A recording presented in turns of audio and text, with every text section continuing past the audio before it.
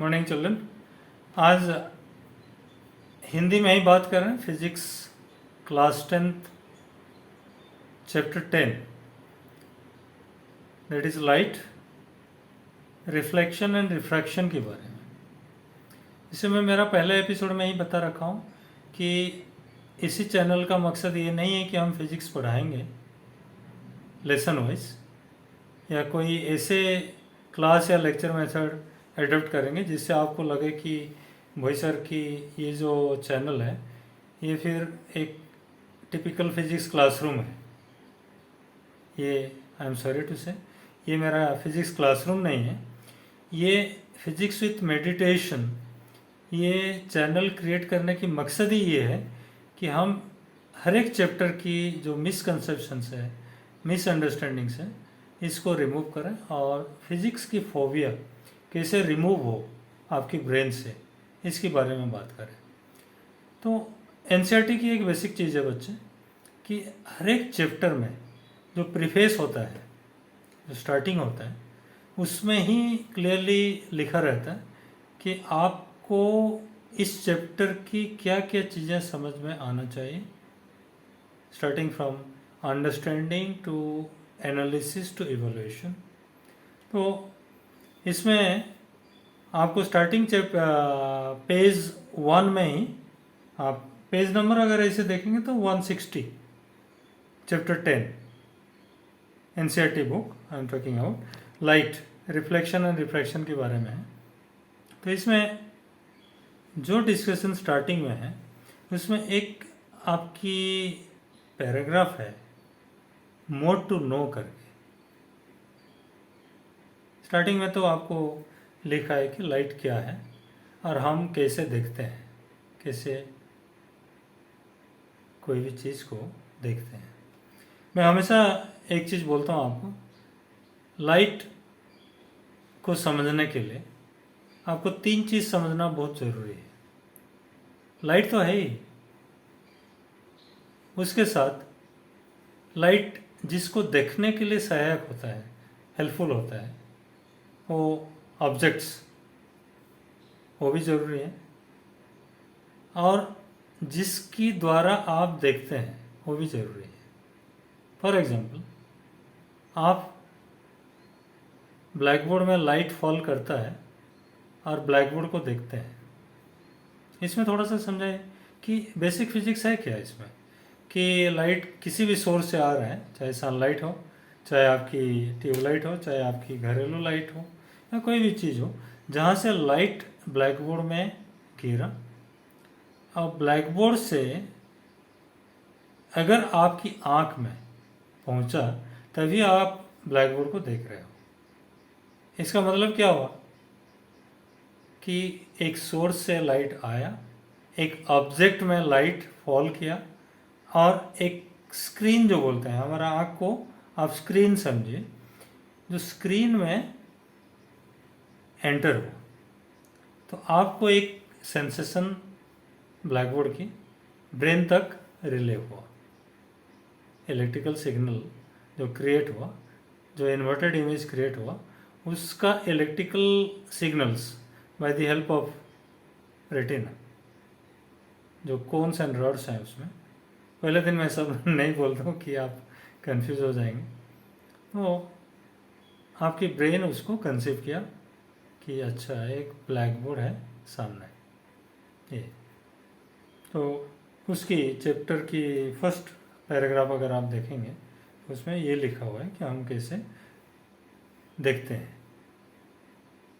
Mirrors क्या है, daily life में आप सुबह से शाम तो आप जानते हैं, आपकी जो लुकिंग मिरर है उसकी यूटिलिटी क्या है। सुबह उठते ही आप इस्तेमाल करते हैं उसको।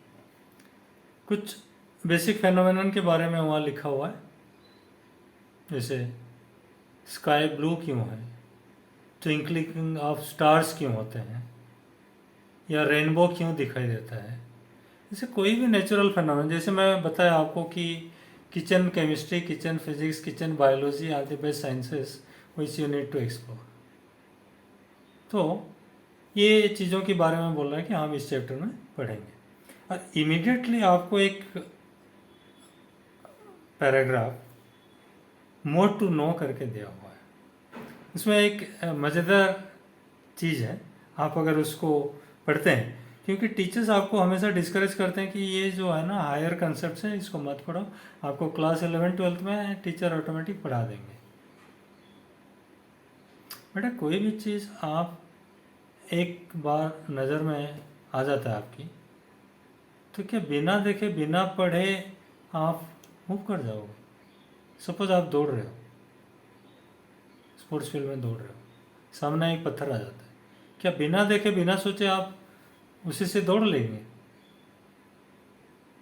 थोड़ा तो टाइम देंगे ना कि ये पत्थर आया कैसे, कौन रखा, कोई मकसद तो होगा, मेरे को गिराने के लिए हो, या कोई हडल शो हो पार करने के लिए, या कुछ तो होगा जिसके लिए ये पत्थर पड़ा हुआ है। तो ये पैराग्राफ के बारे में मैं बात करूँ आज।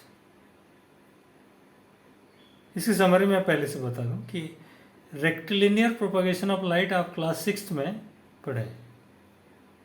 जब लाइट पास करता है फ्रॉम ए सोर्स और जब किसी ऑब्जेक्ट में फॉल करता है, तो रेक्टिलिनियर प्रोपगेशन आपको आपकी फिजिक्स टीचर ने पढ़ाए होंगे।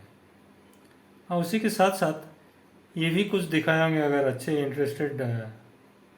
इंटरेस्टिंग फिजिक्स टीचर्स हैं तो आपको कार्डबोर्ड एक्सपेरिमेंट कराए होंगे कि एक कैंडल जला के आपको कार्डबोर्ड्स 3 कार्डबोर्ड्स को ऐसे आपकी ऑप्टिकल बेंच में रख के होल्स करके, उसमें आपकी पर्टिकुलर हाइट में होल्स करके, एक तरफ कैंडल जला के दूसरे तरफ से अपना आँख से आपको बोले होंगे कि आप देखो। और अगर तीनों कार्डबोर्ड की होल्स एक ही हाइट में हैं तो आप कैंडल की लाइट को देख सकते हैं, और थोड़ा सा टीचर इधर उधर कर दें वो कार्डबोर्ड को, तो आपकी जो कैंडल दिखाई दे रहा था वो बंद हो जाता है। फिर टीचर ने आपको समझाया होंगे कि देखो ये इसीलिए होता है कि light travels in a straight line. ठीक है, light travels in a straight line, cardboard experiment बोलते हैं उसको। कार्डबोर्ड एक्सपेरिमेंट आप सुने भी होंगे या याद करो, आप क्लास 6 में पढ़े हो और पढ़ के आए हो, 10th में बैठे हो। ठीक है, तो light travels in a straight line, ये आपके ब्रेन में है। अब इस पैराग्राफ में बोल रहा है कि कुछ केसेस में ऐसा भी होता है कि अगर लाइट किसी शार्प ओपेक एज में फॉल करता है तो स्ट्रेट लाइन में जाके शेडो तो बनाता है, बट उस शेडो के बीच में कुछ लाइट्स या विजिबिलिटी दिखाई देता है, ऐसे लाइट बैंड हुआ है। तो 20th सेंचुरी में स्टार्टिंग में ये सब चीज़ों का क्वेश्चन जो है बहुत बड़ा एक अनसॉल्व्ड मिस्ट्री था, अनसॉल्व्ड मिस्ट्री कि ये हुआ क्या, कि हम तो न्यूटन से लेके, न्यूटन कर्पस्कुलर थ्योरी से लेके सारे चीज़ पढ़े हैं, और light as a particle, light as a corpuscle straight line में मूव करता है। अब ये क्या बता रहे हैं कि लाइट बेंड्स, इसकी एक स्पेसिफिक वर्ड है, हम फिजिक्स में बोलते हैं diffraction. It diffracts, it bends from the sharp edge of an aperture। तो इस चीज़ को, इस डिफ्रैक्शन को डिफाई करने के लिए लाइट की वेव नेचर इंट्रोड्यूस किया गया। इसके लिए काफ़ी सारे साइंटिस्ट इन्वॉल्व हुए। इंटरफेरेंस है, डिफ्रैक्शन है, पोलराइजेशन है, ये सब चीज़ें बिना वेव थ्योरी जाने आपको कोई एक्सप्लेन नहीं कर सकता। ठीक है, आपकी अप टू क्लास 8 क्लास 9 जो पढ़े थे आप, रेक्टिलिनियर प्रोपागेशन से बहुत सारे चीज़ों को आप एक्सप्लेन कर सकते हैं, बट ऐसे बहुत सारी चीज़ें हायर फिजिक्स में हैं जो अनएक्सप्लेन्ड है by the help of rectilinear propagation of light. तो हाइजेनबर्ग की अनसर्टेनिटी प्रिंसिपल बहुत बाद में आके ये दोनों को सॉल्व किया, वेव पार्टिकल डुअलिटी करके, बट उससे पहले वेव थ्योरी डेवलप हुआ, इंटरफेरेंस सक्सेसफुली एक्सप्लेंड हुआ, फिर डिफ्रैक्शन एक्सप्लेंड हुआ, फिर पोलराइजेशन ऑफ लाइट एक्सप्लेंड हुआ, और बाद में पता चला कि लाइट एक ऐसे मज़ेदार चीज़ है जो मन चाहे ज़रूरत के हिसाब से कभी पार्टिकल बिहेव करती है तो कभी वेव बिहेव करती है। Wave particle duality, wave particle duality. तो इसको सॉल्व करने के लिए हाइजेनबर्ग आगे आए, स्क्रोडिंजर्स वेव इक्वेशन, क्वांटम फिजिक्स, बहुत सारी चीज़ें फिजिक्स में डेवलप हुआ सक्सेसफुली ये सब चीज़ों को एक्सप्लेन करने के लिए कि क्या हो रहा है लाइट की तरफ से और हम इसको समझें कैसे। ठीक है, तो ये पैराग्राफ को जो बच्चे आप कॉम्पिटिटिव स्पिरिट रखते हैं, फिजिक्स में आगे कुछ रिसर्च करना चाहते हैं, या आपको लगता है कि मैं कुछ नेचर के बारे में एक्सप्लोर करूं, कुछ इन डेप्थ नॉलेज रखूं, तो वो लोग ज़रूर पढ़ना है ये paragraph. It's a beautiful paragraph written there, properties of light, उसके बारे में। ठीक है, फिर आगे बढ़ेंगे तो आपकी लेसन स्टार्ट होता है, और लेसन स्टार्ट होता है तो आपकी 10.1 जो रिफ्लेक्शन ऑफ लाइट है वो तो टीचर ने आपको पढ़ाए हैं क्लासरूम में। तो मैं वो सब चीज़ों को देखो, आपको मैं जो बता दिया कि मैं क्लास लेने वाला नहीं हूँ, यहाँ कोर्स कवरेज नहीं है, मैं बीच बीच में ऐसी चीज़ बातें करूँगा, ऐसी चीज़ों की बात करूँगा जो आपको टीचर की टाइम की अभाव से क्लासरूम में डिस्कस नहीं हो सकता है, और जानबूझ के नहीं करते हैं या मजबूरन नहीं करते हैं, वो मैं नहीं बोलूँगा, क्योंकि time is a big challenge for them also, मैं समझता हूँ ये चीज़ को। तो 10.1 जो है आपकी रिफ्लेक्शन ऑफ लाइट है। इसमें देखो जो laws of reflection of light है इसको आपके टीचर पढ़ाते हैं, बेसिकली जो दो लॉ है आपकी उसको पढ़ाते हैं। ठीक है, आपकी incident ray and reflected ray और नॉर्मल के बीच में जो एंगल बनता है वो एंगल के बारे में, incident angle and reflected angle, वो दोनों के बारे में एक लॉ बताते हैं कि angle of incidence is equal to angle of reflection. ठीक है, और दूसरे बोलते हैं कि जो इंसिडेंट रे आता है और जो रिफ्लेक्टेड रे जाता है और जो नॉर्मल हम ड्रॉ करते हैं at the point of incidence, ये तीनों एक ही प्लेन में होते हैं, they all lie on the same plane, यही बताते हैं।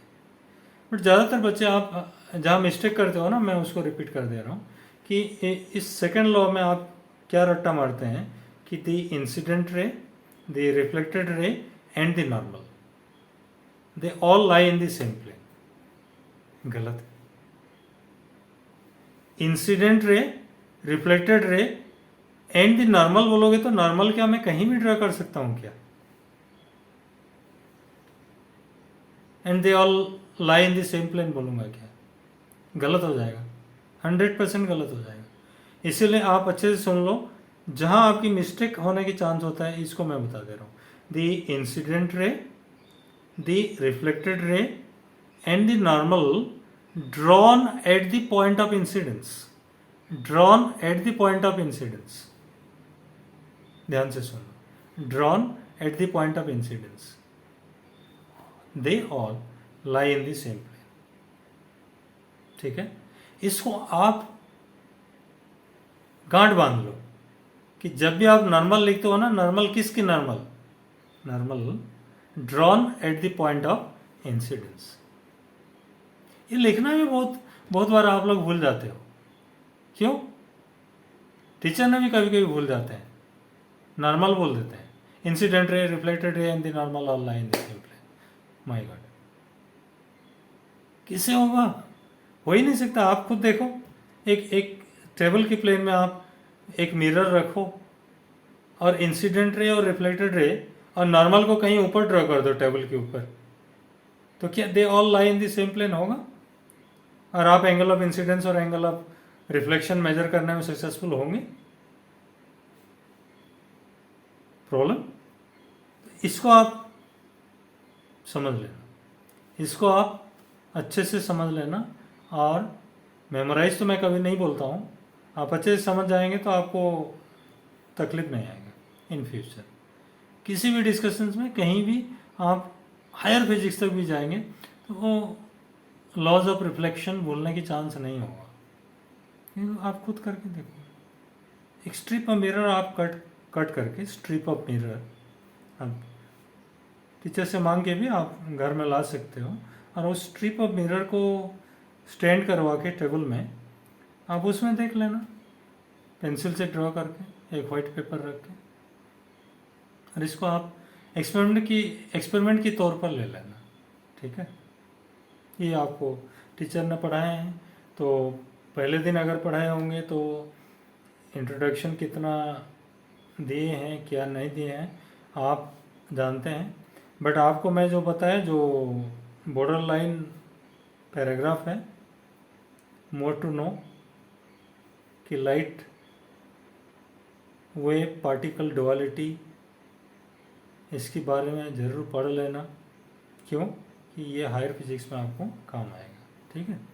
फिर इमीडिएटली 10.1 के लिए एक एक्टिविटी दिया हुआ है। जैसे मैं मेरा फेवरेट चीज़ बोलता हूँ आप लोगों को कि kitchen chemistry, kitchen physics, kitchen bio. तो किचन फिजिक्स देखो, यहाँ एनसीईआरटी ने दे दिया आपको किचन फिजिक्स। ठीक है? इसमें एक्टिविटी में लिखा है take a large shining spoon. घर में तो इजीली अवेलेबल है, स्पून आपकी मम्मी से मांग के आप ले लो। ठीक है? शाइनी होना चाहिए, डर्टी वाला मत लेना, सफ़ा वाला आप मांग लेना मम्मी से, और वो स्पून ले लो। आपकी एक्टिविटी बहुत इजी है। देखो, वो स्पून लेके बोल रहा है कि try to view your face in its curved surface. देखो, एक स्पून अगर है आपकी, एक स्पून अगर है तो स्पून की कर्व्ड सरफेस, ये कर्व्ड सरफेस में आपकी फेस को देखो और उसकी इमेज को स्टडी करो। ठीक है? और उसको आप आगे पीछे लेके या वो स्पून को फिक्स रख के आपकी जो ऑब्जेक्ट है उसको आगे पीछे करके आप देखो कि उसमें क्या क्या बिहेवियरल चेंजेस आ रहे हैं, क्या आप देख रहे हो। ठीक है? उसको लिखो बोल रहा है, उसको स्टडी करो बोल रहा है। ठीक है? और ठीक उसकी उल्टा, जैसे ये सरफेस होता है आउटर सरफेस, वो तो कर्व्ड सरफेस हुआ, केव, और ये बाहर की। ठीक है? तो ये बाहर की सरफेस को भी फिर ऐसे रख के बोल रहा है कि आप देखो और स्टडी करो। ठीक है? इस एक्टिविटी देने की मतलब ही आपको एनसीईआरटी की है कि आपको इनडायरेक्टली टास्क दे रहा है कि कनकेव सरफेस के बारे में स्टडी करो और कन्वेक्स सरफेस के बारे में स्टडी करो। ठीक है? और अगर एक साइड को हम पॉलिश कर देते हैं, हाईली रिफ्लेक्टिंग कर देते हैं, दूसरे सरफेस को ओपेक कर देते हैं, तो दो टाइप का मिरर आपको मिलेंगे जो आगे चल के हम डिस्कस करेंगे। एक को हम इधर अगर ओपेक कर देंगे और यहाँ शाइनी कर देंगे तो ये कनकेव मिरर बन जाएगा, और उल्टा इसका कर देंगे, इधर आप एक लेयर ऑफ मरकरी ऑक्साइड लगा दो और इधर शाइनी कर दो, तो एक कन्वेक्स मिरर बन जाएगा। ठीक है? ओके, थोड़ा बात करेंगे, एक फ़ोन आ रहा है मेरा।